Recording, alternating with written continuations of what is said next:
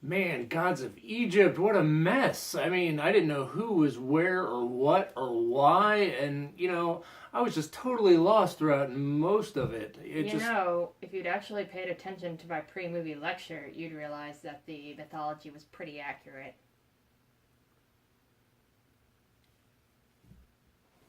Huh.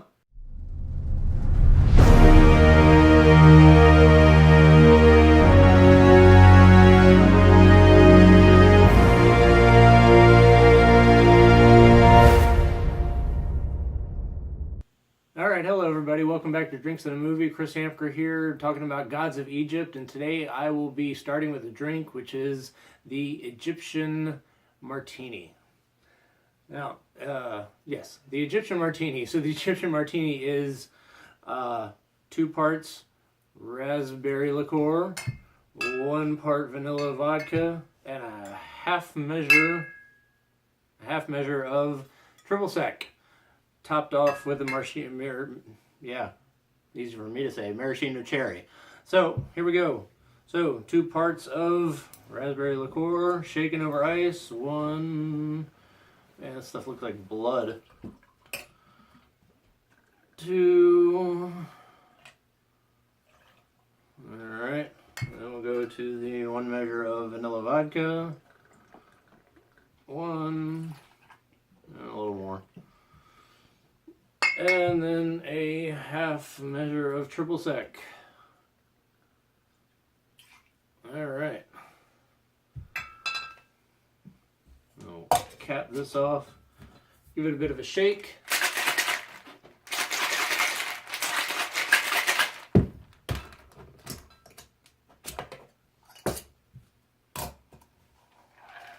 Pour it into your martini glass, serving glass, whatever glass you want to use, honestly. And top this son of a bitch off with a little bit of cherries. 1. I'm going to go with 2 because I'm not driving. All right. So let's try this purple bastard. I don't know. We'll see.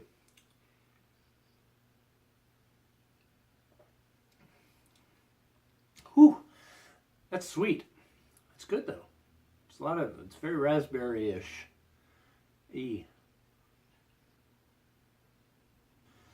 Alright everybody, here we're talking about Gods of Egypt, directed by Alex Proyas, starring Jared Butler and Nikolai Coster-Waldau. Look at what I have here. I have a flow chart made by my lovely wife. The reason I have a flow chart is because you sort of need a flow chart if you're not totally familiar with the Egyptian mythology. This is what they do in the movie, and they do it correctly.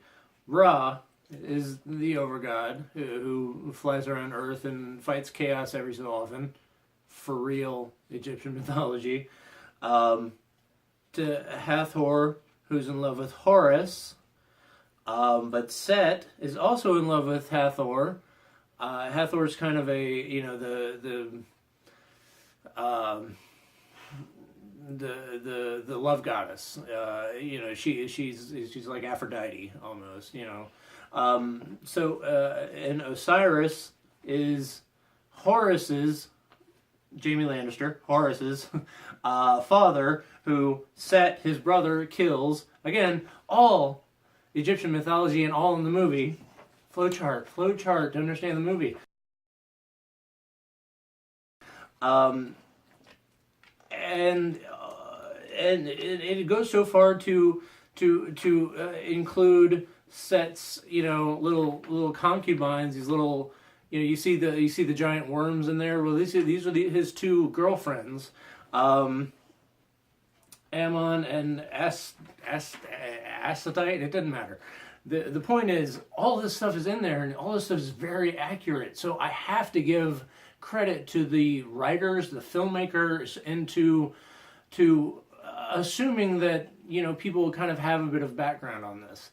I didn't have a lot of background on it. I thought it's going to be a fun movie. I like Alex Proyas. I liked his previous movies. I liked Dark City. I liked iRobot.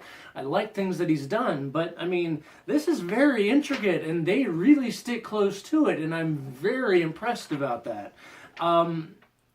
But the problem is, I mean, Anubis is there, the guy with the dog head, and he's in control of the underworld, as he is in Egyptian mythology. I mean, all that is there. The bit where you have to, you know, give more than a feather's weight to go into the underworld. I mean, I didn't understand any of that, but that is, again, very true to the Egyptian mythology, and that is actually pretty impressive. I got to take a drink just to keep it all together and take it in.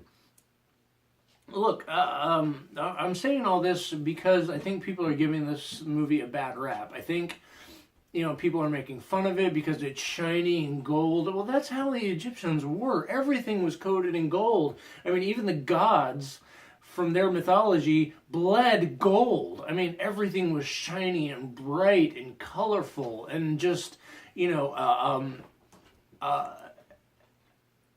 extraordinarily, you know, vivid. And that's what this movie is, and that's what I appreciate about this. So real quick, on to the things I didn't like. Look, there's a lot of things to pick apart about. I mean, there's a lot of things to nitpick about, and there's a lot of things to make fun of if you really want to, which seems like a lot of reviewers are doing. A lot of reviewers are saying this is a total piece of shit and, you know, an F grade. I didn't think so, but there's a couple of things. The effects, though sometimes are very good. The worms are very good. The bits where Ra was fighting Chaos was all very good. Excuse me. Cheers, everybody. All that stuff was good. Some of the fight sequences were kind of a little goofy. It did seem like they got Jaime Lannister to kind of do poses while they spun the camera around and they filled in CGI creatures. And that stuff wasn't very good. That stuff was kind of like, oh my god, it looks, you know, terrible, it looks stupid. But that was actually few and far between. I gotta say. The other thing I didn't like, there was this kid who was kind of, you know, discount Aladdin. I think I saw another reviewer online say that. He was not good. He was in most of the movie, and he had some flat lines, and I was not a fan of his. And the other thing that people are complaining about is they got a Scotsman and a Lannister to play two Egyptians. Fine. I mean, fine. You know, I didn't hear the huge outcry when Liam Neeson and Danny Houston and Ray Fiennes played three Greek gods back when in Clash of the Titans. One of the three whitest men on earth played Greek gods. So, you know, I'm fine with that. I don't give a shit as long as it's entertaining, which this actually was. All right, look, to sum up, I mean, it's a fun movie. It's fine. They get a lot of the mythology right, which I give them a lot of credit for. I give the writers a lot of credit for, and I give the director credit for not, you know, pandering to the audience. I mean, I didn't know a lot of this stuff, but when I, you know, after the movie came home and talked to my wife, she was like, well, all this actually is in Egyptian mythology, and this is how it went. And I was like, actually, this is pretty good representation of Egyptian mythology, and so well done there. So, all right, I'm going to give it a 3.5 drinks out of 5. I didn't think it was as bad as people are saying, and I think people should give it a chance, honestly. So, you know, give it a chance, see if you like it, and you know, bring your flow chart with you, because you might need it. And have a drink on me. If you like this, subscribe to the channel down below. Make comments if you like. What is your... I'll tell you what. Since the critics panned this, what is your favorite movie that critics panned? How about that? Because, I mean, this thing, you know, was just destroyed by critics for, you know, for the trailer. almost, even before they went into it, and I really don't like that. So let me know what your favorite movie is that critics panned. Thank you everybody for joining me. I really appreciate it. Enjoy. Have a drink on me. Thank you so much.